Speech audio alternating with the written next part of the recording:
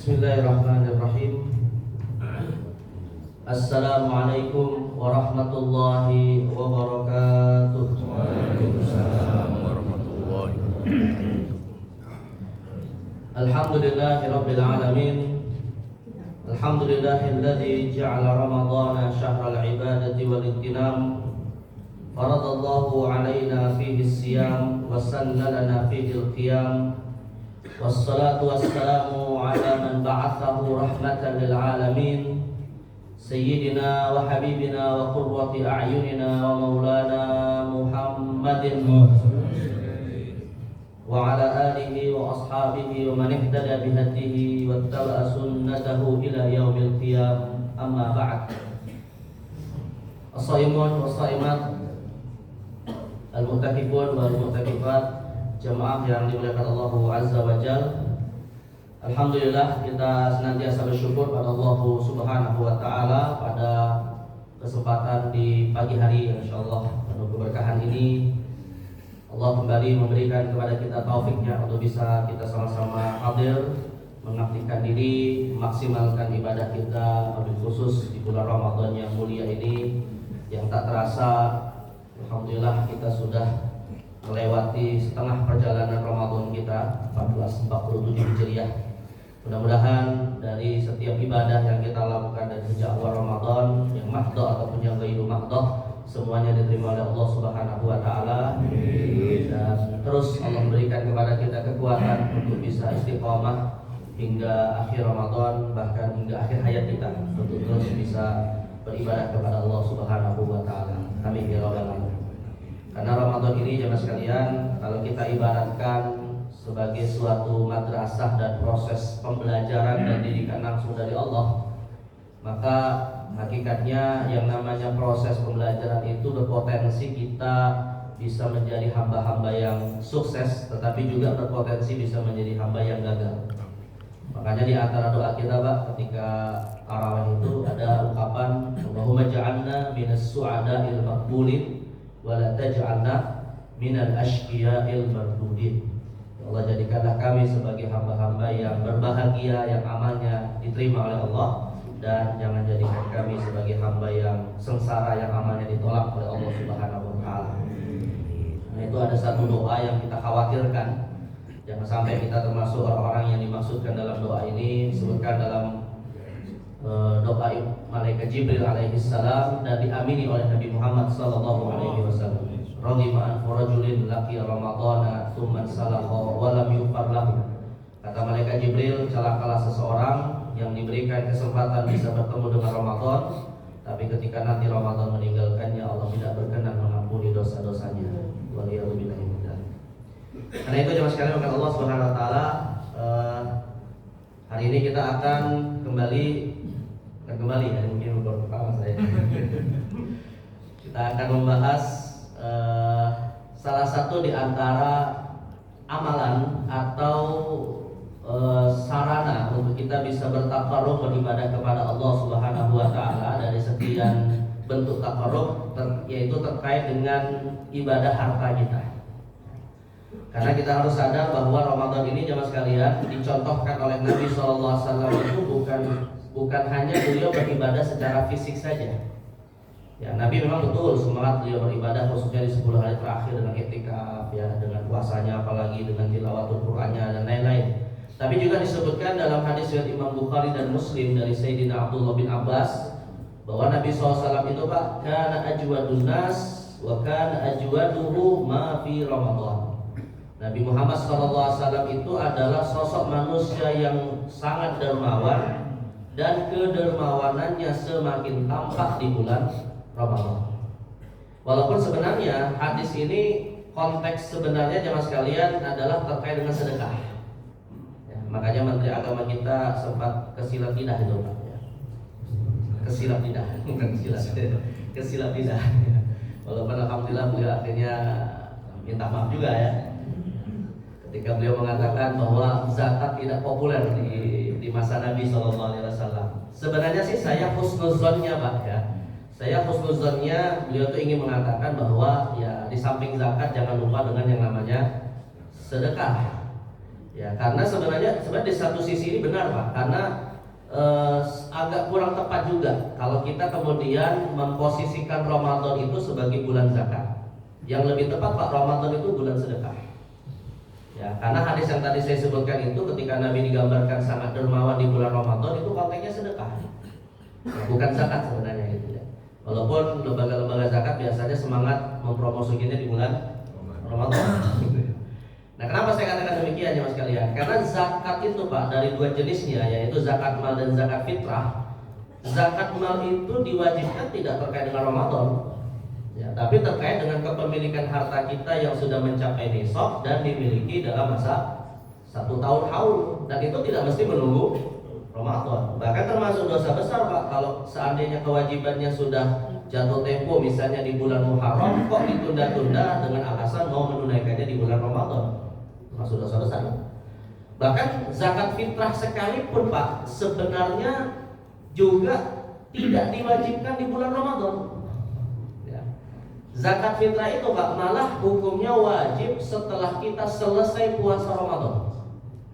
Makanya definisi zakat fitrah itu kata para ulama, shadaqatun tajibu bil fitri min Ramadan, yaitu sedekah yang hukumnya wajib karena kita sudah berbuka puasa dari Ramadan. Artinya jemaah sekalian, zakat fitrah itu baru wajib sebenarnya ya di malam Idul Fitri. Tapi para ulama umumnya sepakat kita diberikan keringanan boleh menunaikannya beberapa hari sebelum masa wajib itu. Ya, bahkan dalam mazhab Imam Syafi'i boleh ditunaikan dari sejak awal Ramadan. Tapi itu sebagai keringanan Pak, pada dasarnya belum wajib ya. Nah, buktinya apa? Kalau ada seandainya seseorang meninggal sebelum malam Idul Fitri, wajib nggak dibayarkan zakat atas orang ini? Meninggal misalnya di waktu asar di Ramadan terakhir Pak, keluarganya wajib nggak membayarkan zakat fitrah atas orang yang meninggal ini? Nggak wajib, nggak wajib, karena belum masuk malam Idul Fitri. Kalau mau menunaikan silakan saja gitu, tapi tidak wajib. Bahkan para ulama memfatwakan begini Pak, misalnya kita bayar zakat fitrahnya itu di pertengahan Ramadan. Ya, kita bayar zakat fitrah di pertengahan Ramadan, Pak. Tapi kita tidak bayar lewat lembaga zakat atau kita tidak bayar lewat panitia zakat. Kita bayar zakat fitrahnya misalnya langsung kita berikan kepada mustahik. Ya. Dan itu boleh saja, nanti mungkin kita bahas tadi tekniknya bagaimana, Pak. Jadi misalnya kita punya tetangga miskin, kita anggap dia mustahik, kita kasih zakat fitrah kita kepada tetangga kita itu tadi, Pak. Di tengah Ramadan misalnya. Rupanya beberapa hari setelahnya Pak meninggal, sebelum masuk malam Idul Fitri, maka zakat fitrah yang tadi sudah ditandaikan Pak itu gugur, tidak sah. Artinya wajib diulangi. Kenapa? Karena belum bertemu dengan waktu wajibnya, yaitu malam Idul Fitri. Nah, maka kesimpulannya jemaah sekalian, lantas apa yang dimaksud Nabi itu sangat dermawan di bulan Ramadan? Ya tidak lain dan tidak bukan adalah sedekah. Tapi bukan berarti zakat nggak penting Pak ya. Ini jangan juga kalimat saya nanti dianggap oh berarti sejalan dengan Menteri Agama. Tidak juga. Zakat penting Pak, tapi sebenarnya momennya yang hakikatnya tidak hanya terkait dengan bulan Ramadan. Walaupun nanti kita akan bahas lebih detail ya tentang masalah zakat. Nah, ini saya ingin awali dulu nih biar kita persepsinya terkait dengan Ramadan ini tepat, bahwa yang dianjurkan oleh Nabi SAW itu sebenarnya memperbanyak sedekah. Dan kenapa Pak? Kok Nabi menganjurkan banyak sedekah? Ya, nah, jawaban di bulan Ramadan, dan biasanya Ramadan adalah bulan kita termotivasi untuk ibadah.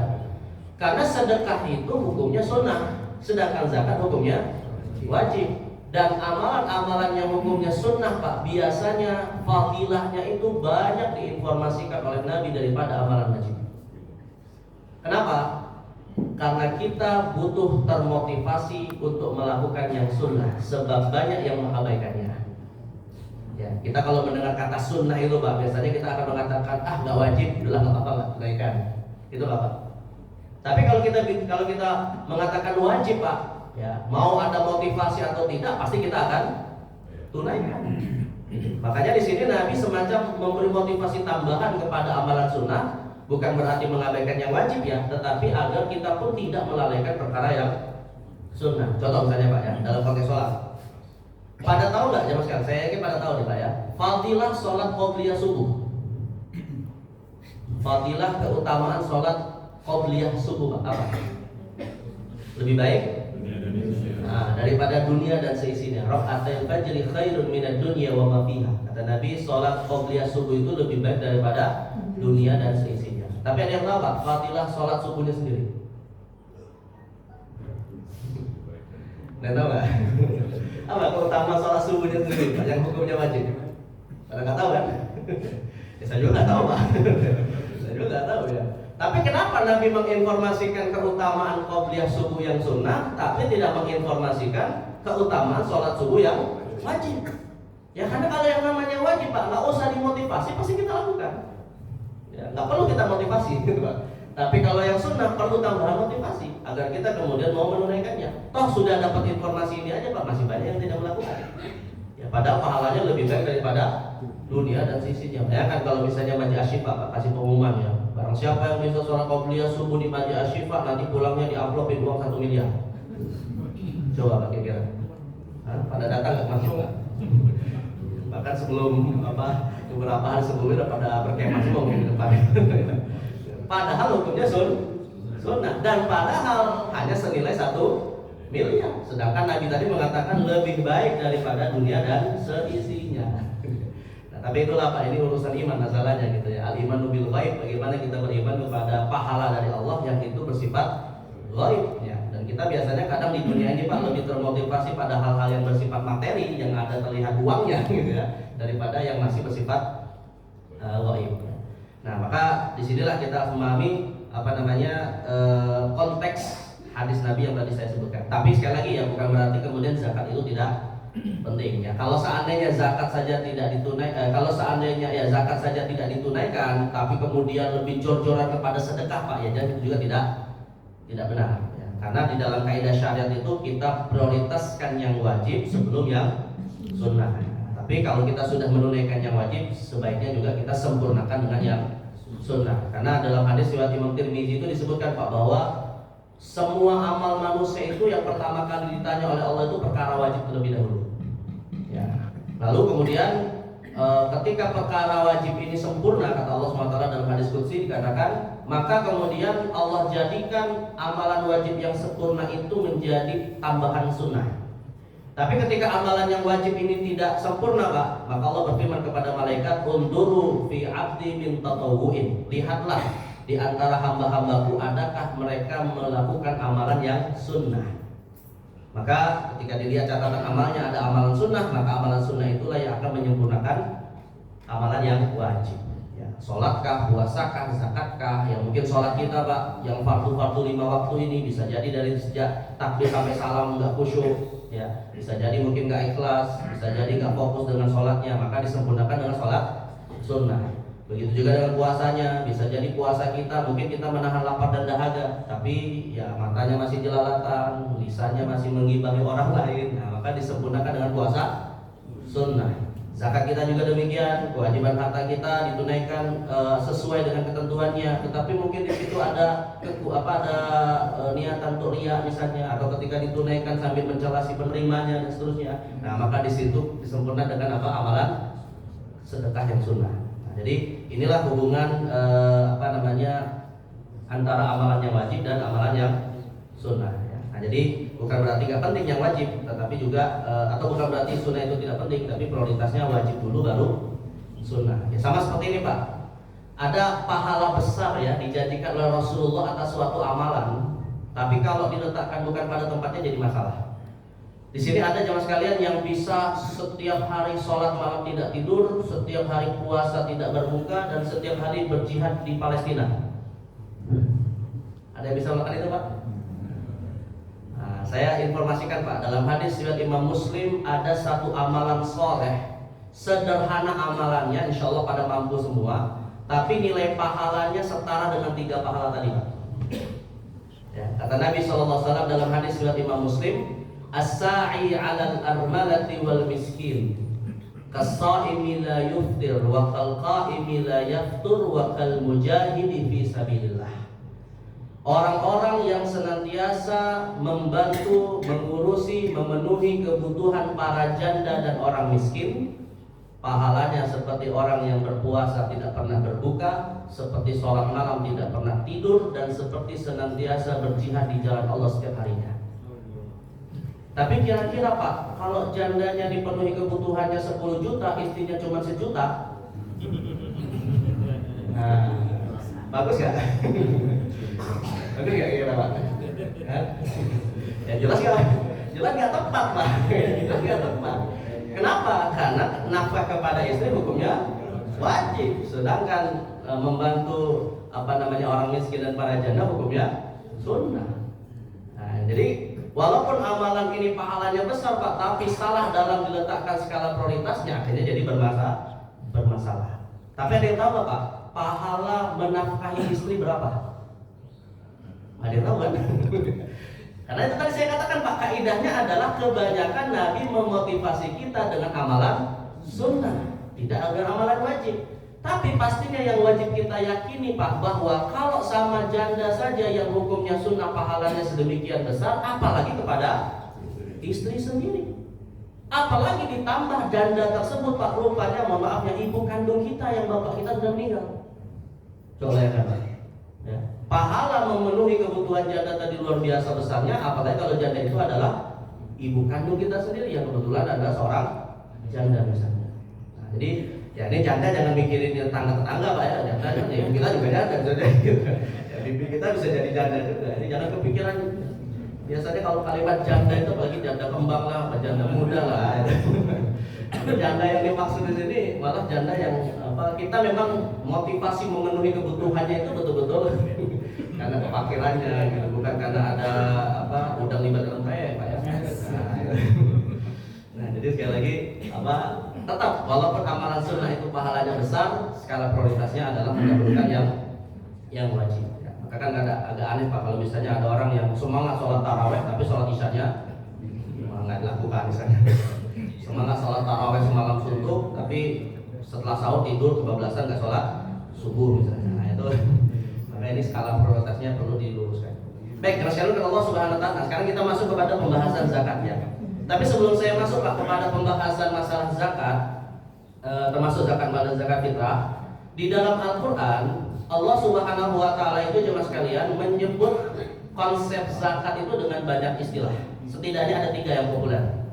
Yang pertama adalah zakat itu sendiri, ya kurang lebih ada sampai kurang lebih Pak ya, ada sekitar 80-an kali Allah Subhanahu Wa Taala itu menyebutkan kata zakat yang disandingkan dengan kata sholat. Ya, misalnya Allah berfirman wa aqimus sholata wa atuz zakat. Tunaikanlah sholat atau dirikanlah sholat, tunaikan zakat. Nah, tetapi di dalam Al-Quran juga jemaah sekalian, para ulama sepakat zakat juga disebut dengan istilah sedekah. Ya, misalnya Allah berfirman dalam Al-Quran surat Taubah, khudh min amwalihim shadaqah tutahhirhum wa tuzakkihim biha. Ambillah dari harta mereka sedekah, maksudnya adalah zakat. Ya, yang dengannya bisa mensucikan jiwa orang-orang yang menunaikannya.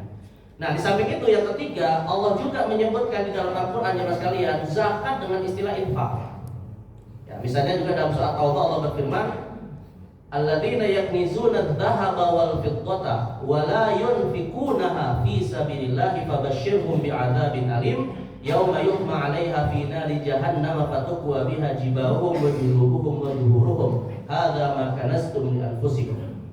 Jadi Allah SWT mengatakan, dan orang-orang yang menimbun perak dan emas dan dia tidak menginfakkannya di jalan Allah. Apa maknanya Pak tidak menginfakkan? Tidak menunaikan zakatnya. Nah, jadi Allah menyebutkan kata zakat dalam ayat itu dengan istilah infak. Dan orang-orang yang menimbun emas dan perak dan tidak menginfakkannya di jalan Allah atau tidak menzakatinya, maka Allah menginformasikan kepada kita Pak azabnya dari di dalam Al-Quran berupa yauma yuhma 'alaiha fi nari jahannam. Hartanya itu Allah lelehkan di api neraka jahanam, lalu fatukwa biha jibahuhum wa junubuhum wa zuhuruhum, lalu kemudian disetrikakan di atas tubuh orang yang tidak mau bayar zakat. Nah, jadi dan ini firman Allah bukan ucapan ustaz atau ucapan siapapun ya. Artinya kita wajib yakin bahwa Allah Maha benar dengan segala firman-Nya. Nah, jadi yang jadi masalah Pak adalah apa kira-kira perbedaan antara 3 istilah tadi? Zakat, infak, dan sedekah. Kalau dalam konteks Al-Quran tiga-tiganya disebut zakat. Tapi kalau diluaskan lagi Pak, sebenarnya ada perbedaan mendasar antara tiga konsep ini. Nah, jadi sebelum saya masuk kepada pembahasan zakat mal dan zakat fitrah, kita pahami dulu nih apa perbedaan antara zakat, infak dan sedekah. Biasanya dalam bahasa Indonesia sedekah Pak ya, kalau di kaum besar bahasa Indonesia ya. Jadi saya sebut sedekah saja. Kalau dalam bahasa kan sodakoh ya. Nah, ini karena kita orang Indonesia, kita sebut sedekah saja. Nah, jadi biasanya kita kenal Pak ada istilah ZIS ya, zakat, infak, sedekah. Akan ditambahkan lagi waqf ya dan wakaf. Apa perbedaannya jemaah sekalian? Bagaimana cara kita membedakan ketiga hal ini? Ya, biar kita juga nanti cara meletakkannya, cara menunaikannya juga sesuai. Mana yang paling luas Pak? Dari ketiga istilah ini mana yang cakupannya paling luas? Zakat, infak atau sedekah? Sedekah. Nah, sebenarnya Pak bisa dilihat dari dua sudut, antara infak dan sedekah ya, antara infak dan sedekah. Kalau kita lihat Pak dari aspek harta dan non harta, kalau kita lihat dari aspek harta dan non harta, maka sedekah lebih luas daripada infak. Ya, setiap infak adalah sedekah, tapi tidak setiap sedekah adalah infak. Kalau kita melihatnya dari sudut ini harta dan non harta. Karena istilah infak itu Pak konotasinya adalah terkait dengan harta. Tapi kalau sedekah bisa bermakna harta, bisa bermakna selain harta. Ya, Nabi SAW mengatakan likulli tasbihatin shadaqah wa likulli tahlilatin shadaqah wa likulli tahmidatin shadaqah wa fi buti ahadikum shadaqah. Kata Nabi setiap zikir, tasbih, tahmid, takbir adalah sedekah. Bahkan hubungan seksual yang halal di antara suami istri adalah sedekah. Ada Pak yang sudah bersedekah tadi malam? Yang punya pasangan. Nah, jadi artinya yang tadi saya sebutkan Pak, zikir, hubungan seksual yang halal, bahkan kata Nabi kullu ma'rufin shadaqah, setiap kebaikan adalah sedekah. Nah, itu umumnya tidak bersifat materi ya. Tapi kalau kita mendengar kata infak Pak, maka biasanya akan terkonotasikan pada wilayah materi. Kalau kita lihat dari sisi ini Pak ya. Tapi artinya kalau kita lihat dari sisi apa yang tadi saya sebutkan Pak, berarti sedekah lebih luas daripada infak. Tapi kalau kita lihat dari sudut pandang kedua Pak, dari sudut pandang khusus bicara materi saja, tidak kita kaitkan dengan hal-hal non materi. Ya, kita hanya ngomongin masalah membelanjakan harta Pak ya, hanya bicara mengeluarkan harta, maka infak lebih luas daripada sedekah. Infak lebih luas daripada sedekah. Ini dari sudut pandang yang kedua. Kalau kita melihat hanya dari aspek harta saja, maka infak lebih luas daripada sedekah. Artinya Pak, setiap sedekah adalah infak, tapi tidak setiap infak adalah sedekah. Nah, maknanya antara infak dan sedekah ini Pak, kalau istilah para ulama itu perbedaannya adalah al-khusus wal umum. Ya, artinya mana yang lebih umum itu dilihat dari dua sudut pandang yang tadi saya sebutkan. Tapi saya ingin fokus Pak kepada sudut pandang yang kedua. Kita hanya melihat dari aspek materi saja. Nah, maka kalau kita lihat dari aspek materi saja Pak, maka tiga istilah ZIS tadi, zakat, infak, sedekah, bisa kita pahami kaidahnya kayak gini. Setiap zakat adalah sedekah, tapi tidak setiap sedekah adalah zakat. Setiap sedekah adalah infak, tapi tidak setiap infak adalah sedekah. Artinya yang cakupannya paling luas adalah infak dulu. Ya, nanti kita buktikan. Pertama infak dulu, kedua sedekah, ketiga zakat. Nah, maka kira-kira singkatannya perlu dirubah nggak? Gimana singkatannya Pak Jadi? Infak, sedekah, zakat. Itu terserah lah. Kedua singkatannya mantap mudah aja. Ya tetap ZIS Pak, nggak usah dirubah-rubah. Artinya itu cuma mudah untuk mengingat aja gitu ya. Tapi polanya intinya infak, sedekah, zakat. Nah, bagaimana polanya bisa kita simpulkan kayak gitu Pak? Pertama, infak itu jemaah sekalian dalam konteks Al-Quran juga menginformasikan kepada kita ada dua kemungkinan Pak. Infak itu ada dua kemungkinan. Bisa infak dalam rangka ibadah, dalam rangka untuk di jalan Allah. Bisa juga infak dalam rangka maksiat. Bisa juga. Jadi infak itu secara bahasa Pak maknanya membelanjakan harta. menggunakan harta. Ya, jadi ketika kita menggunakan harta kita untuk suatu kebutuhan pribadi kita, Pak, atau untuk apapun itu, pada dasarnya itu adalah infak. Ya. Nah, infak ini Allah Subhanahu wa taala sebutkan, Pak, dalam Al-Qur'an ada dua kemungkinan. Bisa dia fisabilillah, bisa dia fisabili syaitan.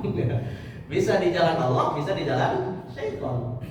Nah, apa contohnya misalnya, Pak, dalam Al-Quran? Di dalam Al-Quran itu, Pak, rata-rata kalau Allah menyebut kata infak, kalau itu positif ada tambahan fisabilillah. Ya, matalul ladzina yunfikuna amwalahum fisabilillah kamathali habatin ambatat sab'a sanabila dan seterusnya. Ya. Innal ladzina yunfikuna amwalahum fisabilillah. Jadi rata-rata Allah ketika menyebut kata infak dalam rangka kebaikan, Pak, itu dengan tambahan fisabilillah. Tapi rupanya Allah juga menyebutkan, ya Mas kalian, ada infaknya itu bukan di jalan Allah. Ya, dalam Al-Qur'an Allah mengatakan innal ladzina kafaru yunfikuna amwalahum liyasuddu an sabilillah. Dalam surat Al-Anfal ayat 36. Allah mengatakan innal ladzina kafaru yunfikuna amwalahum liyasuddu an sabilillah. Dan orang-orang kafir menginfakkan hartanya bukan untuk kebaikan, tapi untuk menghalangi orang-orang dari jalan Allah. Misalnya Amerika menggunakan hartanya untuk membuat rudal dalam rangka membantai manusia. Nah, itu infak juga, Pak, tapi fisabilillah syaitan. Atau ada yang menggunakan hartanya untuk beli khamr, fisabilillah syaitan. Ada yang menggunakan hartanya untuk melancong di gang Doli Surabaya. Ketutup ya, alhamdulillah. Enggak tahu kan. Enggak tahu deh. Itu fisabilillah syaitan. Jadi setiap pembelanjaan harta, Pak, kalau untuk di jalan selain Allah atau di dalam rangka maksiat itu fisabilillah syaitan. Dan dalam bahasa Arab dua-duanya disebut infak. Nah ini jadi infak, maka dalam hal ini ada dua kemungkinan. Nah, tapi Pak, ketika infak itu dimaksudkan untuk ibadah, dimaksudkan untuk perkara yang baik, dimaksudkan untuk ketaatan, bahasa lainnya adalah sedekah. Jadi sinonim kata dari kalimat fisabilillah adalah sedekah. Paham ya bedanya, Pak ya? Maka istilah sedekah tidak akan kita gunakan kecuali dalam hal-hal yang positif. Jadi nggak ada misalnya saya mau sedekah yaitu zina, ya nggak bisa. Sedekah untuk zina atau sedekah untuk mohon maaf PSK misalnya, ya nggak bisa.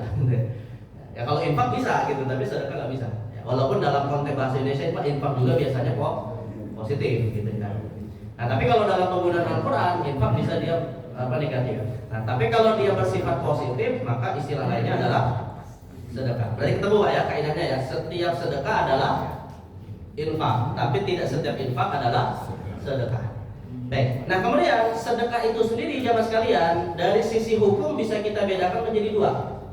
Sedekah dari sisi hukum bisa dibedakan menjadi dua. Ada sedekah yang wajib, ada sedekah yang sunnah. Nah, salah satu di antara sedekah yang wajib atau sedekah yang wajib itu sendiri jamaah sekalian bisa kita bedakan menjadi dua. Ya, sedekah yang wajib bisa kita bedakan menjadi dua. Ada sedekah yang wajib terkait dengan hak Allah, ada sedekah yang wajib terkait dengan hak manusia. Nah, di antara sedekah yang wajib terkait dengan hak Allah Pak adalah zakat. Ya, sedekah yang hukumnya wajib terkait dengan hak Allah adalah zakat. Artinya apa Pak? Kok kenapa zakat ini terkait dengan hak Allah padahal nanti diberikan kepada manusia? Ya, ini menegaskan bahwa zakat itu Pak, sebelum kita bicara tentang masalah kebutuhan manusia, hakikatnya adalah ibadah kepada Allah Subhanahu wa taala. Makanya para ulama sepakat Pak, seandainya di satu masyarakat nggak ada mustahik zakat karena sudah kaya semuanya Pak, maka tetap zakat wajib ditunaikan. Ya. Walaupun semua orang yang ada di sekitar kita udah kaya raya Pak, apakah zakat menjadi gugur kewajibannya? Enggak, tetap aja ditunaikan. Bahkan di zaman Khalifah Umar bin Abdul Aziz Pak, yang pada masa itu selama 2 tahun kekuasaannya dianggap sebagai masa yang sangat makmur di negeri Islam, bahkan sulit ambil zakat saat itu Pak, mencari siapa yang akan mau mengambil zakat. Ya, sebenarnya sih bukan karena rata-rata kaya sih Pak. Ya, di masa itu ya ada ahli sejarah mengatakan di zaman Umar bin Abdul Aziz itu ketika banyak atau sulitnya ambil zakat mencari mustahik Pak, itu bukan karena semuanya kaya, bukan. Alasannya adalah karena orang-orang miskin malu kepada diri mereka sendiri sebab khalifahnya lebih miskin. Jadi ketika ada orang miskin Pak mau ngambil zakat, mereka malu ketika melihat rumah khalifahnya, oh rupanya lebih fakir daripada kami, udah pulang aja lah. Jadi akhirnya nggak mau ngambil zakat.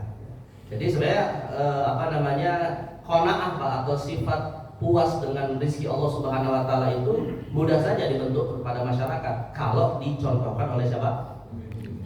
Pemimpinnya. Jadi kalau nggak usah merubah atau tidak usah buat survei-survei yang aneh-aneh itu Pak. Mengatakan rakyat Indonesia ini sekian persen yang miskinnya dan seterusnya gitu. Kalau pemimpinnya sudah mencontohkan hidup yang sederhana, maka insya Allah rakyatnya walaupun miskin pun mereka akan puas dengan kondisi itu. Ya, masalahnya adalah ketimpangan sosial ini gitu. Ya, ini saya ngomongin mana Pak ya. Kita nggak usah ngomongin itu Pak. Nah, jadi sekali lagi jangan sekalian, di zaman itu Pak nggak ada orang fakir mau ngambil zakat, tapi zakat tetap wajib ditunaikan. Akhirnya Khalifah Umar bin Abdul Aziz berijtihad Pak, ya udah cari para remaja yang belum menikah. Mereka lah yang kemudian akan dibiayai untuk menikah dan kebutuhan setelahnya. Bayangkan Pak. Jadi zakat di masa itu bisa dipakai untuk membantu orang yang belum menikah. Nah, tapi itu konteksnya kalau mustahiknya sudah tidak ada lagi gitu ya. Baik, jadi sekali lagi zakat ini terkait dengan hak Allah karena pada dasarnya walaupun tidak ada mustahik kita tetap wajib menunaikan. Nah tapi di samping zakat Pak, dan zakat ada dua ya, ada zakat mal, ada zakat fitrah yang nanti kita akan bedakan. Nah selain zakat ada 4 kewajiban sedekah lain yang terkait dengan hak Allah, yaitu kafarah, kemudian fidyah, kemudian dam, dan membayar nazar. Kalau itu terkait dengan harta. Jadi kewajiban sedekah yang hukumnya wajib terkait dengan hak Allah ada berapa? Ada 6 ya. Ada 6. Pertama zakat mal, kedua zakat fitrah, ketiga kafarat, keempat fidyah, kelima dam, keenam nazar. Ya. Nah, ini dan masing-masing ada ketentuannya Pak ya. Mungkin kita nggak semua bahas ya. Kemudian yang kedua adalah sedekah yang hukumnya wajib terkait dengan hak manusia. Nah, kalau sedekah yang hukumnya wajib Pak terkait dengan hak manusia ada 2. Pertama adalah mahar khusus pada istri dalam 1 kali pernikahan. Ya, kalau nikahnya berulang kali berarti maharnya berulang kali juga. Dan yang kedua adalah nafkah. Ada nafkah ya. Nah, bedanya mahar dengan nafkah, kalau mahar hanya sekali dalam 1 kali pernikahan, kalau nafkah sifatnya rutin. Tapi sedikit saya agak meluaskan dulu terkait dengan nafkah ini Pak. Karena nafkah ini nanti akan menjadi salah satu penghalang sahnya zakat kalau ditunaikan langsung kepada mustahik. Jadi zakat itu kan sebenarnya Pak bisa ditunaikan dengan 2 metode. Pertama bisa kita tunaikan lewat lembaga zakat atau panitia zakat atau semacamnya, atau wakil atau siapapun. Dan yang kedua kita tunaikan langsung kepada mustahik. Nah, masing-masing dari 2 metode ini Pak ada kelebihan dan kekurangan, ya, atau bisa dikatakan ada sisi kekurangan lah bahasa gitu ya. Kalau zakat kita Pak kita tunaikan kepada lembaga zakat, maka dalam hal ini kita tidak bertanggung jawab terhadap distribusinya. Ya, jadi kalau kita tunaikan langsung kepada lembaga zakat Pak kita sudah selesai menunaikan kewajiban. Walaupun bisa jadi nanti lembaga zakatnya misalnya ya, waliyadzubillah kalau kemudian dipakai pada hal yang tidak dibenarkan, misalnya untuk MBG misalnya Pak ya. Misalnya ada potensi ya. Dan saya tidak setuju Pak kalau kemudian dipakai untuk MBG. Kenapa tidak setuju? Pertama, MBG itu tidak semua penerimanya orang miskin. Ya, artinya ini juga perlu diantisipasi. Yang kedua Pak, MBG itu bentuknya bukan uang, tapi dalam bentuk apa? Makanan. Padahal zakat itu kaidahnya kalau dari muzakinya uang, diterima mustahiknya juga uang. Jadi artinya amil zakat dalam hal ini posisinya hanya sebagai perantara saja. Nah, tidak boleh sebenarnya Pak kalau lembaga zakat misalnya uang dirubah menjadi makanan, tidak boleh. Ya. Nah, jadi ini jadi problem kalau kemudian dipakai untuk apa? MBG. Ya, MBG-nya itu urusan lain, tapi kalau diambil dari dana zakat ini termasuk harus diprotes itu. Nah, kecuali kalau MBG-nya dalam bentuk uang Pak, mentahnya, itu nggak apa-apa. Nah, itu saya setuju aja kalau misalnya dibelinya dalam bentuk uang gitu ya. Nanti biar orang tuanya aja yang beli makanan dan seterusnya gitu. Baik, nah jadi sekali lagi kalau kita menunaikan zakat ke lembaga zakat Pak, kemudian disalahgunakan oleh lembaga zakat, kita sudah menggugurkan kewajiban. Tapi sisi kelemahannya apa Pak? Kita nggak bisa intervensi. Kita nggak bisa bisa istilahnya kasih nama misalnya. Ya, ini Pak saya mau bayar zakat, tapi zakat saya nanti serahkan ke fulan-fulan nggak bisa Pak. Ya, kecuali kalau ada ordal lah mungkin Pak ya. Kali itu urusan lain. Jadi intinya kita nggak bisa intervensi karena nanti lembaga zakat punya mekanismenya sendiri. Nah beda Pak, kalau zakat itu kita tunaikan langsung kepada mustahik. Sisi kelebihannya kita bisa intervensi. Bahkan kita bisa memprioritaskan orang tertentu yang itu pahalanya double. Yaitu kalau yang kita berikan zakat ini keluarga kita yang tidak wajib dinafkahi. Ya, yang tidak wajib dinafkahi Pak ya, kaidahnya ya. Dalam hal ini kalau mazhab Imam Syafi'i menetapkan zakat sah diberikan Pak langsung oleh muzaki, yang penting bukan kepada keluarga ke atas, keluarga ke bawah. Ya, keluarga ke atas itu berarti bapak ibu kakek nenek, keluarga ke bawah anak cucu, termasuk pasangan istri. Ya, dalam istri aja. Tapi kalau kepada saudara, keponakan, kepada paman bibi, kepada sepupu, mertua, menantu, ipar, itu sah zakat. Ya, dan pahalanya double. Ketika ada seorang sahabat bertanya kepada Nabi, bolehkah saya bayar zakat atau sedekah kepada kerabat saya? Kata Nabi apa? Laka ajron, ajrul shadaqah wa ajrul qaraabah. Engkau dapat dua pahala, pahala sedekah atau pahala zakat, dan yang kedua pahala silaturahim. Nah, jadi dari sisi ini kita bisa intervensi. Tapi Pak, di sisi yang lain, kalau salah sasaran zakatnya batal, wajib diulangi. Ya, kalau salah sasaran Pak, misalnya kita anggap awalnya kita mau memberi zakat kepada orang yang kita anggap miskin Pak, pemulung misalnya yang biasa kata berobat gitu ya, kita kasih zakat kita kepada dia Pak. Sudah kita berikan, beberapa hari berikutnya Pak, ketahuan orang ini pulang kampung naik kapal. Berarti dia miskin atau kaya? Ya kaya, berarti kan nggak berhak sebenarnya kan? Nah, maka zakat beberapa hari lalu yang kita sudah tunaikan Pak batal, wajib diulangi. Waduh. Kalau bisa ngambil lagi ya silakan. Tapi kalau nggak bisa, kalau udah dibawa pergi sama yang tadi kita beri ya berarti kita wajib mengulangi.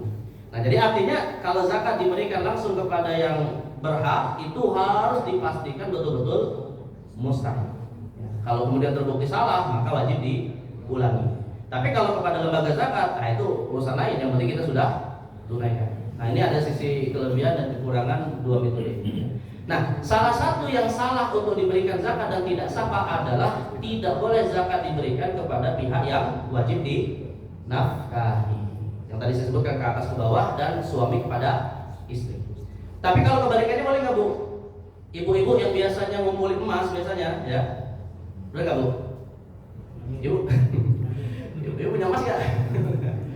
Kemudian ibu punya emas 100 gram. Zakatnya berarti berapa? 2,5%. 100 gram kan sudah mencapai di 185 ya.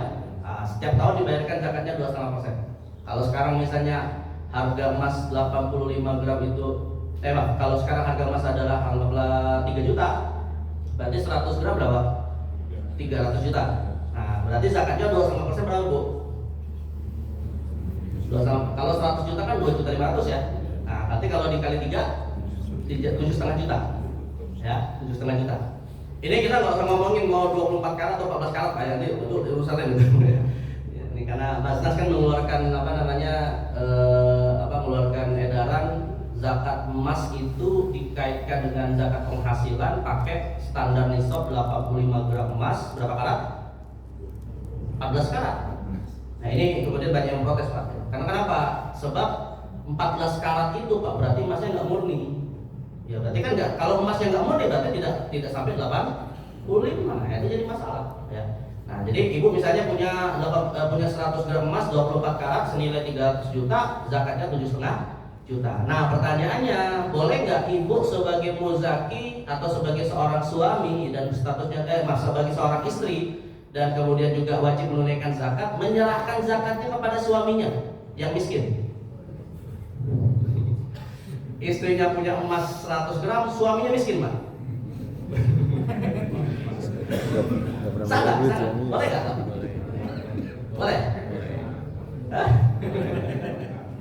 Jawabannya Pak, mayoritas ulama dari mazhab Maliki, Syafi'i, Hambali mengatakan boleh dan sah. Kenapa? Karena istri tidak wajib menafkahi suami. Nah, karena istri tidak wajib menafkahi suami ya, pas kebetulan suaminya miskin, boleh dia menunaikan zakat kepada suaminya. Tapi dengan catatan Bu ya, tetap harus dengan menghargai kedudukan suami. Ini nggak ujuk-ujuk, Mas, kamu kan miskin gitu ya, percaya benar. Udah dicela bisa, tapi akan dipakai. Nah, itu jangan kayak gitu. kalimatnya tetap yang baik ya, tetap menghormati suaminya gitu kan. Ya kan bisa saja Pak, bisa saja kan suaminya kemudian waliyadzubillah ekonominya terdampak, bermasalah atau di PHK atau mungkin kena musibah sakit dan seterusnya menghabiskan hartanya. Betul kan, istrinya punya harta yang mencukupi kewajiban zakat, itu boleh ditunaikan. Ini kalau menurut mayoritas ulama. Tapi kalau dalam mazhab Hanafi nggak boleh Pak. Kalau dalam mazhab Hanafi nggak boleh. Kenapa nggak boleh? Karena nanti kalau istrinya memberi zakat kepada suami, oleh suaminya dipakai untuk menafkahi istri, balik lagi kepada istrinya. Dan yang namanya zakat mal nggak bisa balik lagi kepada muzaki gitu. Nah, jadi ya ini perbedaan. Tapi intinya sih kalau kita pakai pendapat mayoritas ulama, pada dasarnya pihak yang tidak wajib kita nafkahi selama dia mustahik sah kita beri zakat. Bahkan termasuk istri kepada suami, bahkan termasuk seorang ibu kepada anaknya. Karena ibu tidak wajib menafkahi anaknya. Nah, jadi intinya pihak yang tidak wajib menafkahi itu sah memberi zakat. Udah habis waktunya Pak. Lanjut. Oke, saya tambah sedikit lah ya. Sampai kita masuk satu syurga ya. Belum syurga kan? Berapa lagi? Oh, berapa lagi? Kita 50 menit lagi ya.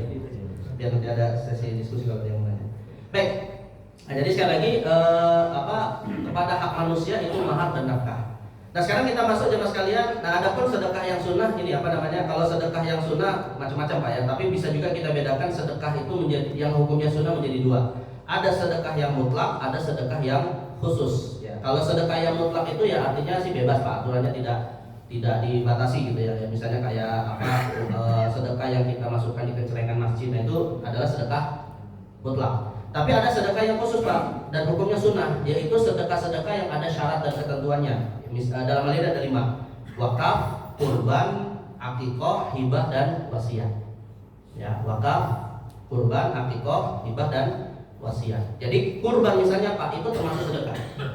Ya, dan mayoritas ulama mengatakan hukumnya sunnah. Tapi kurban sebagai sedekah ada aturan dan syarat. Ya, misalnya gini Pak, boleh nggak kurban itu misalnya pakai ayam?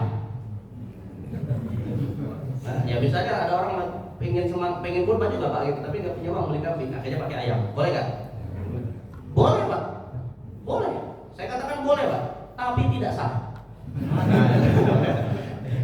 Bedakan antara boleh sama tidak sah. Bedakan antara kalimat tidak boleh dengan tidak sah. Ya, artinya dia boleh sebagai sedekah, tidak sah sebagai kurban. Ya sama Pak, kalau misalnya ada orang saya mau bayar zakat fitrah pakai nasi padang, boleh nggak? Boleh. Ya boleh Pak, tapi tidak sah. Dia belum menunaikan zakat fitrah, namun jatuhnya sedekah kepada panitia zakat fitrah. Nah, itu boleh aja, silakan aja. Jadi kalau panitia zakat fitrah Pak ada yang bawa nasi padang, ya diterima Pak, jangan ditolak. Karena itu jatuhnya apa? Sedekah. Jadi artinya kalau dia ada syarat tertentu, hukum jatuhnya sebagai sedekah kalau tidak terpenuhi syaratnya. Ya, maka agar dia terpenuhi syaratnya, agar dia sah harus terpenuhi syaratnya. Jadi saya ingin mengatakan begini Pak, ibadah harta itu fleksibel, lebih fleksibel daripada ibadah fisik Pak. Kita wajib menunaikan zakat fitrah 2,5 kg beras. Tapi kalau ada orang Pak, saya mau bayar zakat fitrah atas nama saya pribadi 1 ton, boleh nggak Pak? Sah nggak? Ya sah. Tapi kalau zakat fitrahnya cuma 1 kg Pak, boleh nggak? Boleh. Tapi tidak sah. Pak. Jadi artinya kalau yang namanya kewajiban harta itu Pak tidak sah di bawah standar minimal, sangat dianjurkan di atas batas maksimal. Ya. Nah jadi ini kalau ibadah harta. Beda dengan ibadah fisik Pak. Kalau ibadah fisik nggak bisa kita atur kayak gitu. Ya, misalnya sholat misalnya Pak. Saya lagi semangat sholat subuh nih ya, mau nambah jadi 10 rakaat, boleh nggak? Nah, nggak bisa. Kalau semangat apapun tetap harus 2 rakaat. Nah, jadi bedakan ibadah fisik dan ibadah harta. Makanya saya pribadi Pak, mungkin saya tutup dengan ini adalah dengan zakat yang tadi sempat saya singgung Pak, zakat mal terkait dengan Basnas menetapkan 14 karat. Sebenarnya Pak, saya pribadi tidak menganggap ini suatu hal yang keliru. Kalau sifatnya himbauan, bukan kewajiban. Ya, saya katakan Pak, kalau sifatnya himbauan bukan kewajiban. Karena kalau dalam bab ibadah harta yang tadi saya katakan Pak, seandainya pun ditunaikan sebelum wajib, hukumnya tetap sah. Apalagi kalau kita misalnya Pak pakai nisab perak, ya, pakai nisab perak Pak, itu lebih murah daripada nisab emas 85 gram 14 karat. Kan zakat uang itu ada dua nisab Pak, bisa pakai nisab perak, bisa pakai nisab emas. Kalau kita pakai nisab emas 85 gram 24 karat, kurang lebih misalnya 1 gramnya 3 juta dikali 85 Pak, berarti nisabnya adalah sekitar 255 juta. Ya. Tapi kalau kita pakai nisab perak Pak, nisab perak itu 595 gram. Per 1 perak hari ini setidaknya ya kurang lebih Pak antara 40 sampai 50 ribu rupiah. Perak ya. Kalau dikali, anggaplah Pak, anggaplah 50.000 dikali 600 kita bulatkan, berarti 50.000 dikali 6 itu berapa? 30 juta. Nah, jadi kalau pakai, artinya kalau kita mau menghitung kewajiban zakat kita Pak, nisabnya itu ada dua. Bisa nisabnya pakai emas senilai 255 juta, atau nisabnya pakai senilai perak 30 juta. Nah, saya mau tanya Pak, mau bayar zakat mal pakai nisab emas atau perak? Nisab emas 255, nisab perak 30 juta. Emas atau perak? Nah, bahasa saya kayak gini Pak. Kalau bahasa saya begini, kalau kita punya uang di atas nisab perak yang sudah dimiliki 1 tahun, misalnya 50 juta, ya kita punya uang 50 juta rupiah Pak, sudah dimiliki haulnya 1 tahun, dan di atas nisab perak 30 juta, di bawah nisab emas 255 juta. Nah, bahasa yang saya lebih cenderung Pak mengatakan adalah dianjurkan bayar zakat. Dianjurkan ya, bukan diwajibkan Pak ya.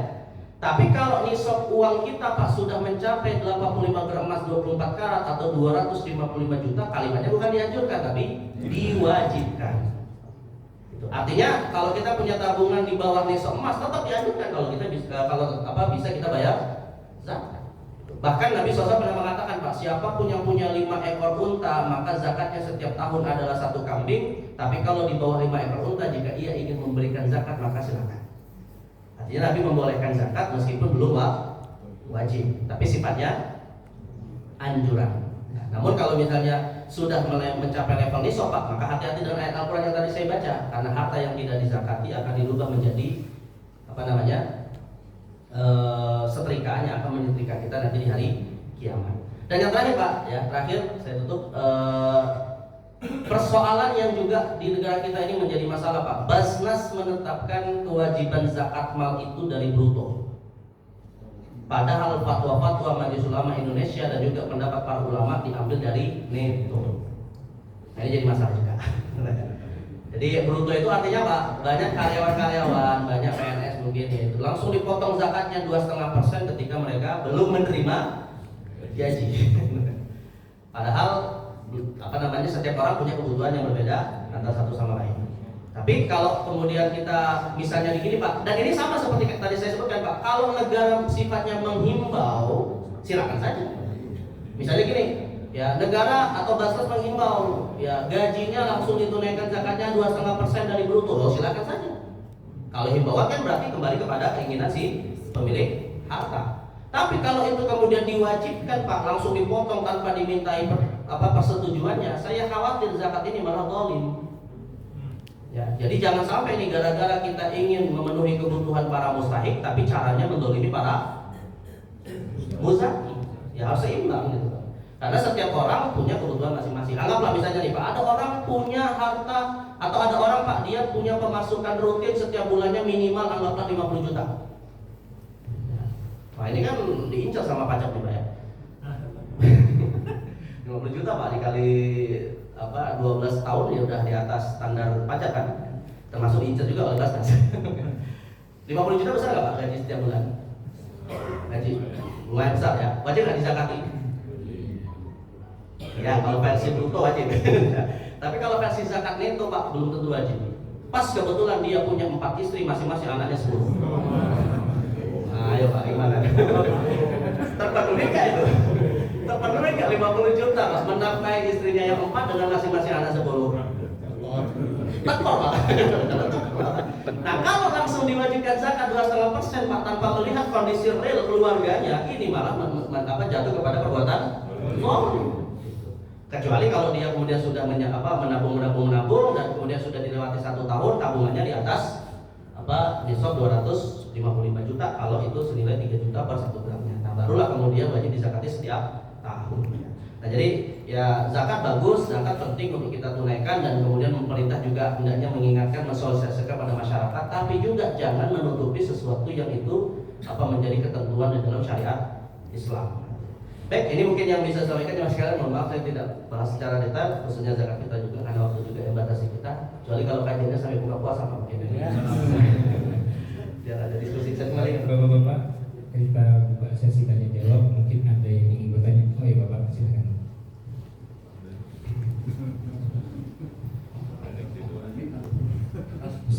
Assalamualaikum warahmatullahi wabarakatuh. Ustaz mau tanya, jadi tadi udah diceritain zakat itu harus berupa uang.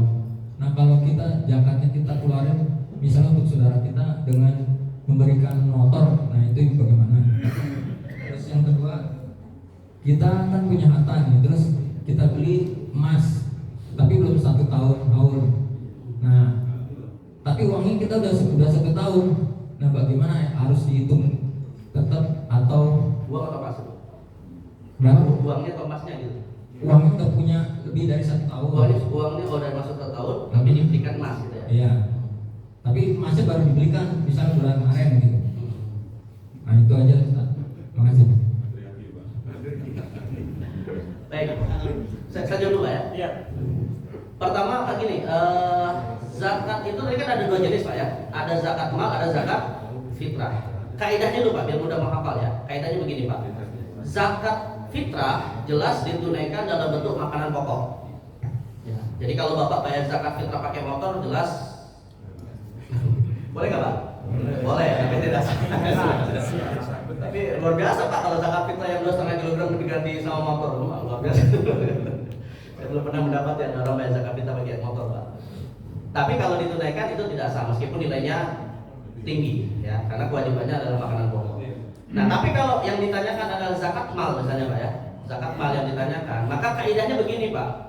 Pada asalnya harta yang dizakati oleh muzaki itulah yang diberikan kepada mustahik, kecuali zakat barang perniagaan. Nah, ada 6 jenis zakat Pak. Pertama zakat emas, perak dan uang, 1. Kedua zakat peternakan, unta, sapi dan kambing. Ketiga zakat pertanian, tanaman-tanaman yang merupakan makanan pokok yang bisa disimpan dalam jangka waktu lama. Lalu kemudian yang keempat ada zakat barang perniagaan, kelima zakat rikas, keenam zakat ma'din, zakat barang tambang. Nah dari keenam sumber zakat ini tadi Pak ya, kalau ditunaikan dalam bentuk keenam hal ini tadi, kecuali zakat perniagaan yang ditunaikannya dalam bentuk uang. Kita misalnya zakat perniagaan kita Pak dalam bentuk sembako. Kita punya warung lontong misalnya Pak ya, tapi bukan koperasi merah putih Pak ya. Warung lontong gitu ya. Nah warung lontong kita nilainya udah mencapai nisab 85 gram emas Pak. Maka yang dizakati bukan sembakonya, yang dizakati adalah uangnya. Tapi kalau peternakan unta, sapi, kambing, yang zakati yaitu adalah peternakan itu sendiri. Produk pertanian yang dizakati adalah produk pertanian itu sendiri. Ya, emas dan perak pada asalnya zakatnya adalah emas perak itu sendiri, uang juga demikian ya. Termasuk zakat rikas dan ma'din. Kalau zakat rikas dan ma'din ini Pak, kalau rikas mungkin hari ini udah nggak ada. Rikas itu zakat barang harta karun kalau dalam bahasa kita Pak. Ya, jadi kita gali tanah di situ ketemu emas perak misalnya untuk zaman dahulu ya. Tapi zakat rikas ini Pak tidak mesti harta karun Pak ya, bisa harta Majapahit, Singosari, semuanya orang zaman dahulu. Tapi tidak dan bukan rikas Pak. Dompet yang ditemukan di tengah jalan, ini bukan rikas. Ya, ini namanya barang temuan yang wajib dikembalikan kepada yang punya. Jangan diambil zakatnya 80%, zakatnya 20%, itu nggak boleh. Jadi kalau kita ketemu dompet itu bukan rikas. Jadi rikas itu adalah apa yang tersimpan biasanya di dalam tanah ataupun di dalam laut yang menjadi milik orang zaman dahulu. Zaman sekarang mungkin nggak ada Pak, karena biasanya kalau kita ketemu kayak gini langsung dilaporkan ke negara, ya masuk museum. Sedangkan kalau zakat ma'din Pak, barang tambang ini kan bisa macam-macam ya. Tapi para ulama menegaskan Pak, barang tambang yang wajib bayar zakat adalah yang diproses oleh swasta.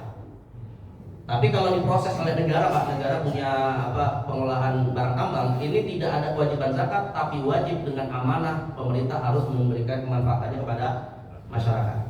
Tidak ada kewajiban zakat. Nah sekarang tadi saya katakan Pak, hukum asalnya zakat itu ditunaikan sebagaimana muzaki menyerahkan, diberikan kepada mustahik juga apa yang diberikan oleh muzaki. Nah sekarang bawa pertanyaan tadi kan, bisa nggak dirubah menjadi motor misalnya? Nah jawabannya tergantung Pak. Tergantung begini, kalau si mustahiknya ini ridho dengan hal tersebut boleh. Misalnya kita mau bayar zakat Pak, misalnya zakat ini kita mau berikan kepada saudara yang fakir. Nah kemudian dia bilang, mau nggak harta zakat saya tunaikan kepada kamu, tapi kita belikan motor aja sebagai usaha untuk ngojek lah atau apa misalnya. Nah kalau si mustahik bilang ya boleh nggak apa-apa, nah, itu nggak masalah sah. Ya. Tapi kalau misalnya Pak mustahiknya tidak mau, maka tidak sah.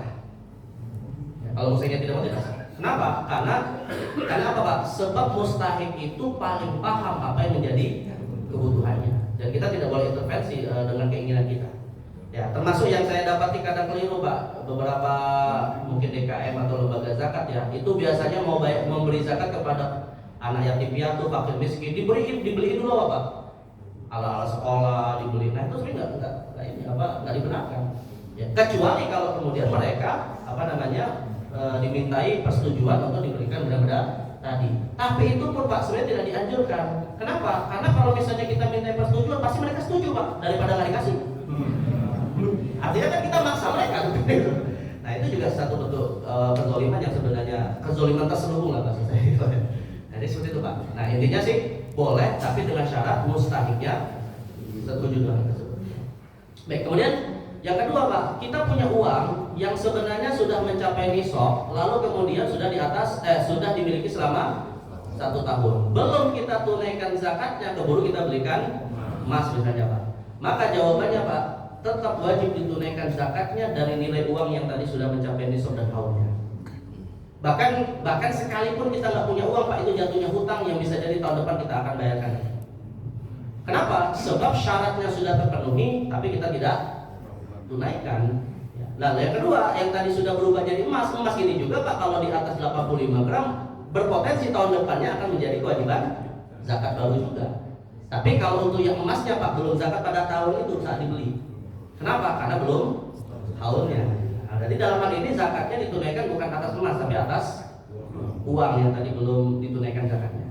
Nah, kalau misalnya nggak punya uang lagi karena sudah dibelikan emas semua, ya solusinya jual lagi emas atau jual sebagian emasnya yang senilai kewajiban zakat. Gitu ya. Nah, jadi sekali lagi Pak, tidak ada tidak gugur kewajiban zakat seandainya sudah masuk haul walaupun dialihkan kepada aset-aset yang lain.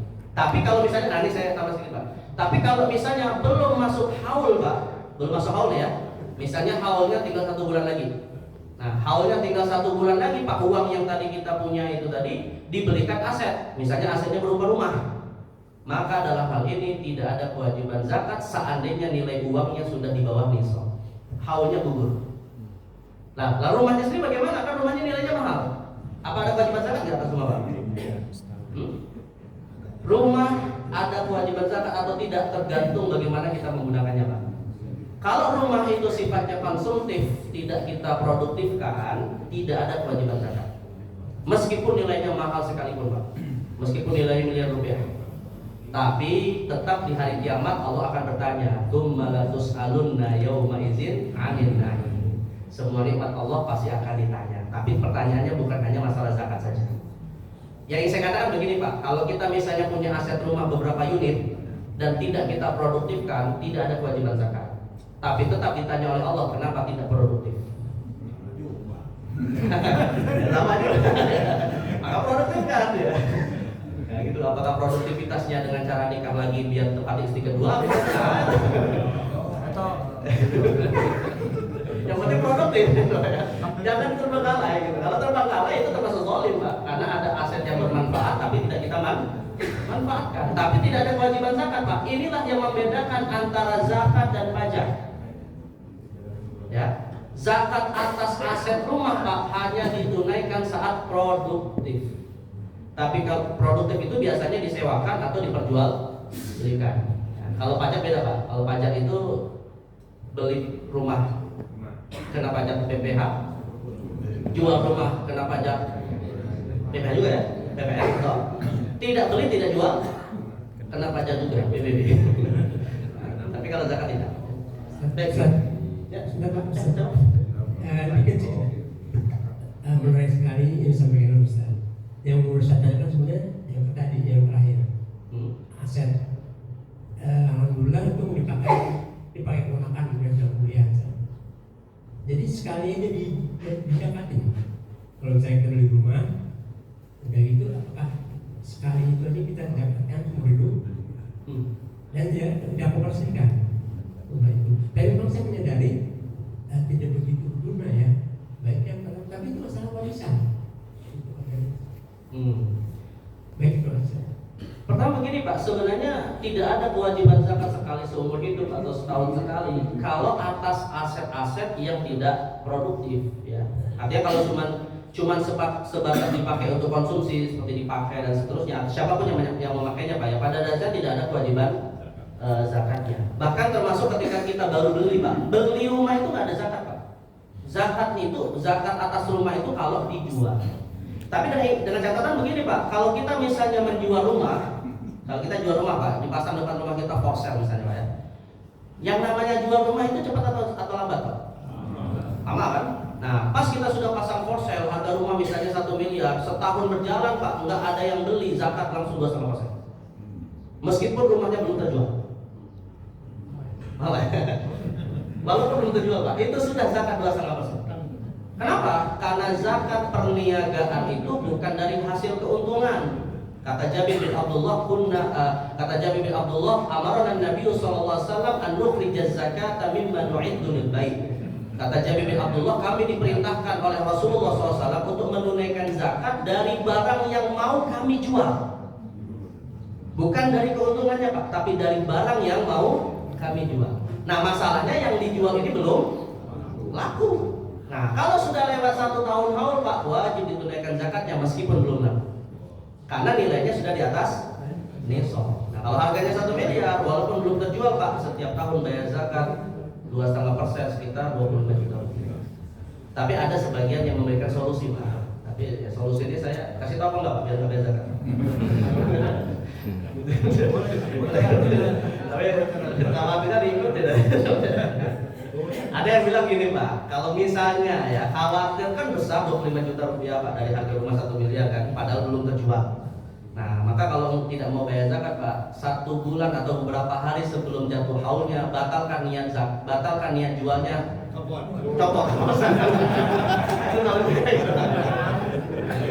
Ada yang mengatakan kalau sudah dibatalkan niat jualnya Pak, udah gugur haulnya juga. Nah nanti beberapa bulan berikutnya pasar lagi.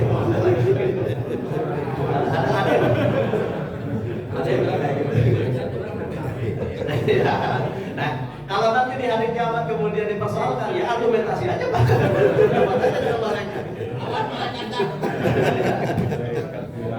Nah, itu tidak tahu solusi. Tapi benar Pak, karena para ulama sepakat barang yang dijual itu wajib zakat atau tidaknya tergantung nih.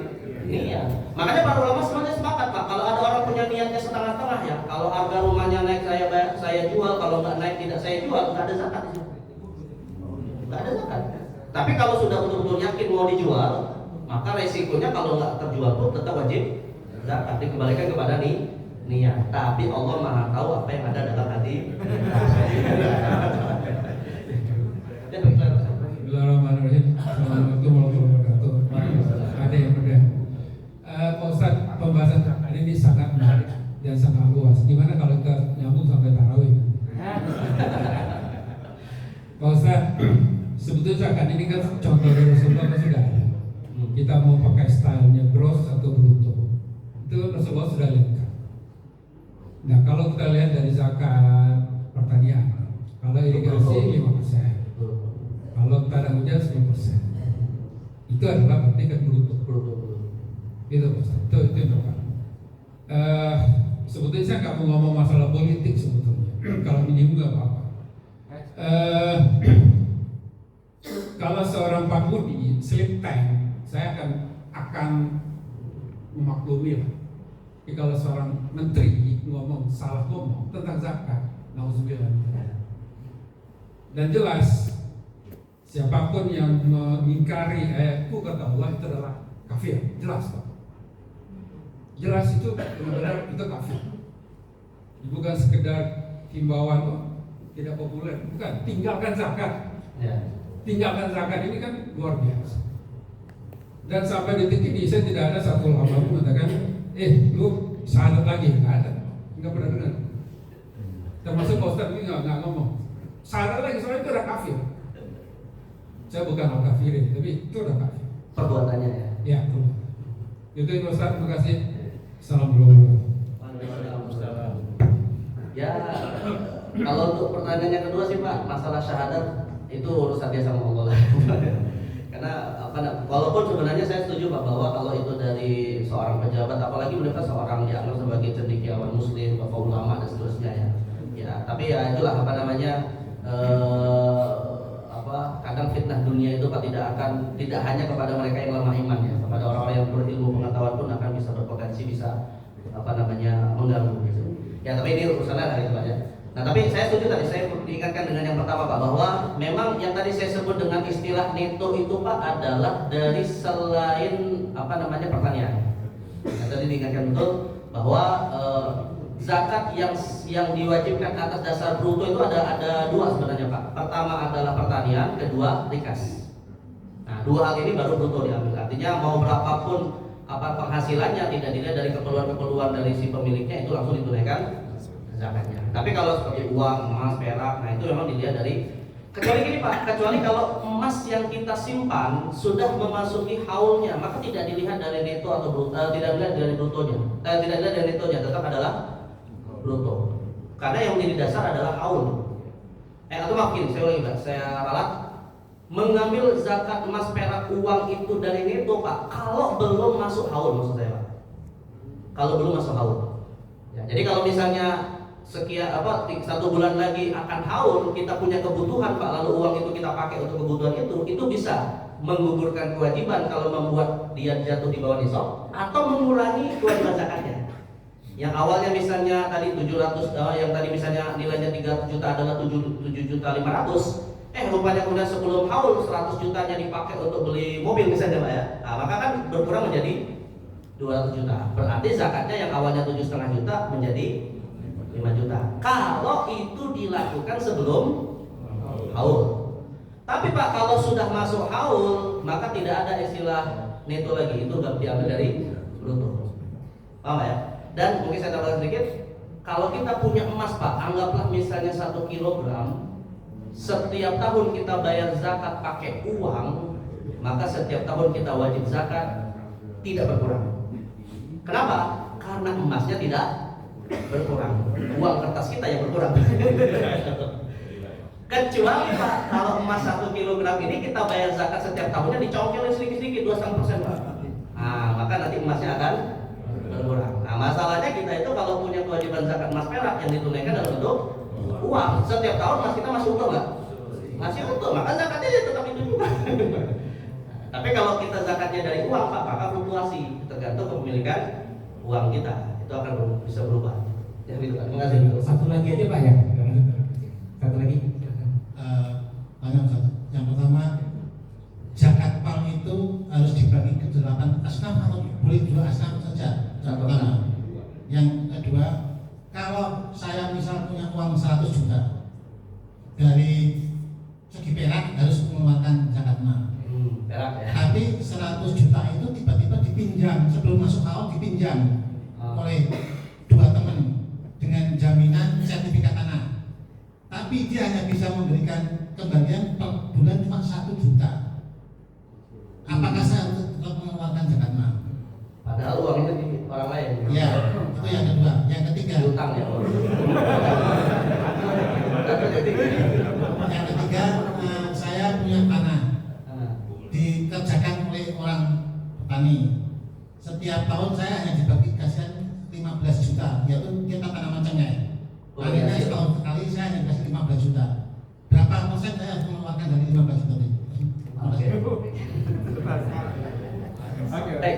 Mudah-mudahan terjawab ya.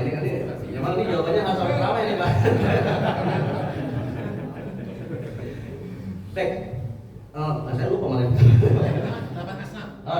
Apakah zakat? Kalau zakat fitrah Pak ya, jadi saya perlu dikit. Kalau untuk zakat fitrah Pak, atau zakat mal dan zakat fitrah Pak, mayoritas ulama mengatakan bisa diberikan kepada 8 asnaf. Tapi kalau dalam mazhab Maliki, zakat fitrah hanya kepada fakir miskin saja. Ya, nah sedangkan zakat mal semua ulama sepakat bisa kepada 8 asnaf. Nah, tapi pertanyaannya, apakah wajib? Ini saya bedakan antara bisa dan wajib gitu maksud saya. Jadi artinya kalau kalimat bisa Pak, berarti zakat fitrah itu dalam mazhab Maliki tidak bisa untuk selain fakir miskin. Ya, artinya tidak sah untuk selain fakir miskin. Berarti goreng nggak boleh ya? Kalau zakat fitrah. Tapi kalau zakat mal jelas itu bisa kepada 8 asnaf. Nah, tapi pertanyaannya Pak, apakah harus merata kepada 8 asnaf?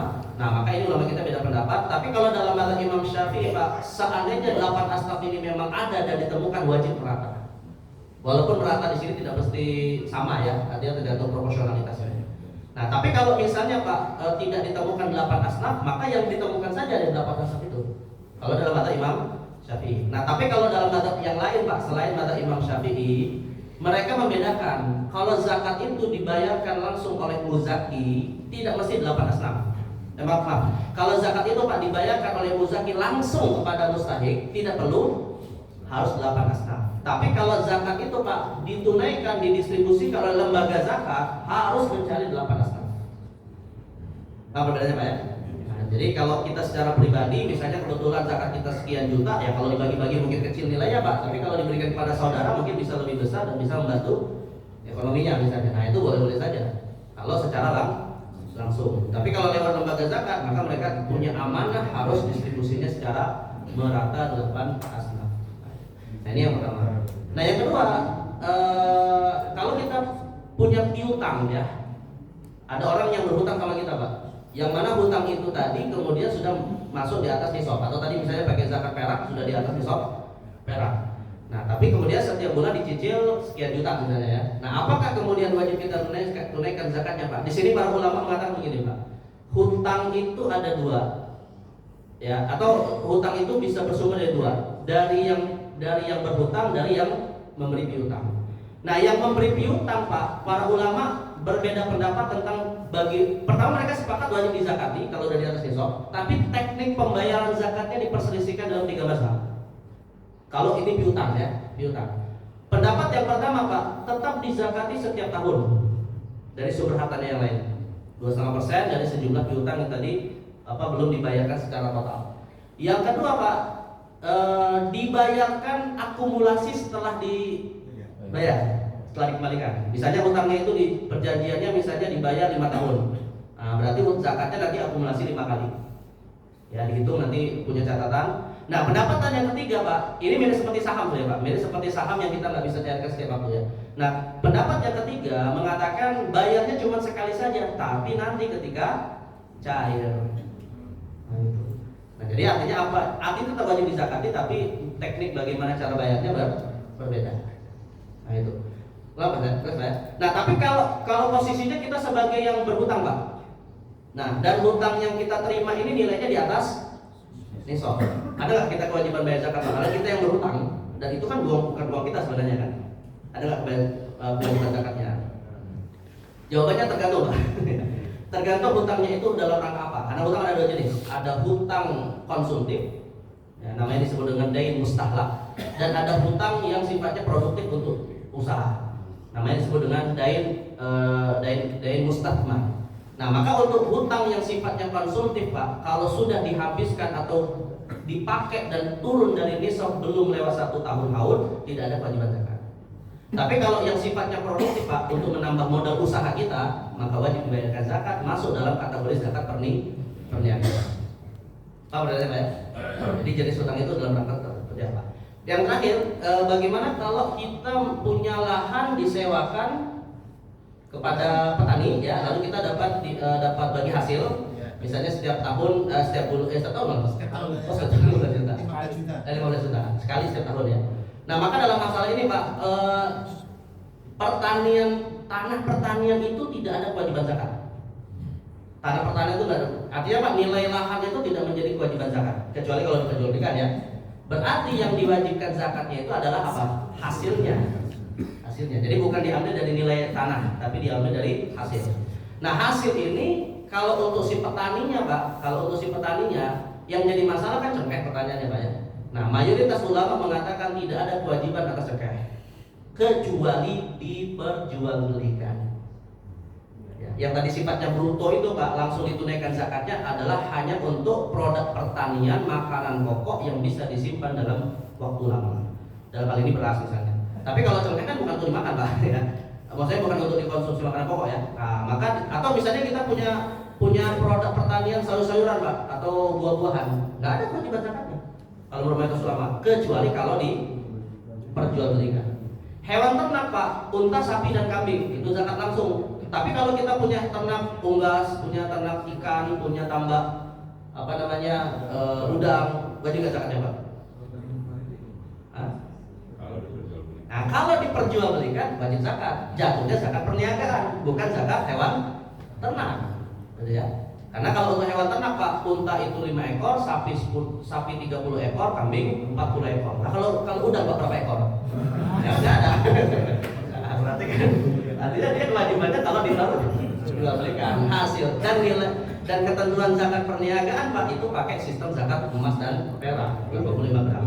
Nah, jadi kesimpulannya Pak dari pertanyaan tadi, si petani cengkehnya sendiri ya nanti punya kewajiban zakatnya sendiri dari kalau dia menjual cengkehnya. Nah, adapun Bapak yang kemudian dapat bagi hasil per tahun 15 juta ini, ya pemasukan ini Pak kembali kepada sistem zakat uang dan emas tadi. Kalau 15 juta ini kemudian dimasukkan ke dalam rekening tabungan, ya lalu kemudian tabungannya itu sudah di atas nisab, nah maka zakatnya bukan atas 15 juta ini tapi atas total tabungannya.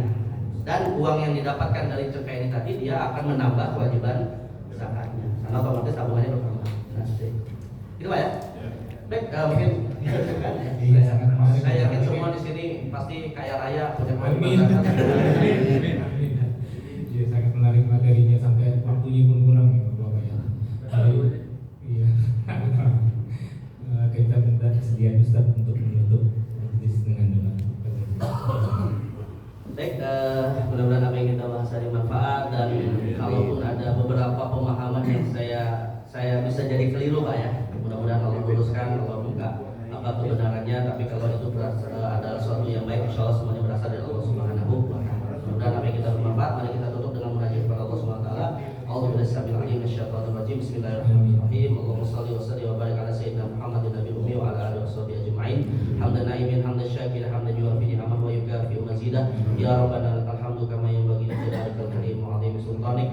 Allahumma a'inna ala dzikrika wa syukrika wa husni ibadatik. Allahumma ja'al jam'ana hadza jam'an marhuma wa tafarraqana min ba'dihi tafarruqan ma'suma. Rabbana ighfir lana dzunubana wa liwalidina warhamhum kama rabbawna shighara wa li asatidatina wa ustadatina wa li jami'il muslimina wal muslimat al ahya'i minhum wal amwat. Rabbana zalamna anfusana wa illam taghfir lana wa tarhamna lanakunanna minal khasirin. Rabbana atina fid dunya hasanah wa fil akhirati hasanah wa qina adzabannar. Wa sallallahu ala sayyidina Muhammadin nabiyil ummi wa ala alihi wa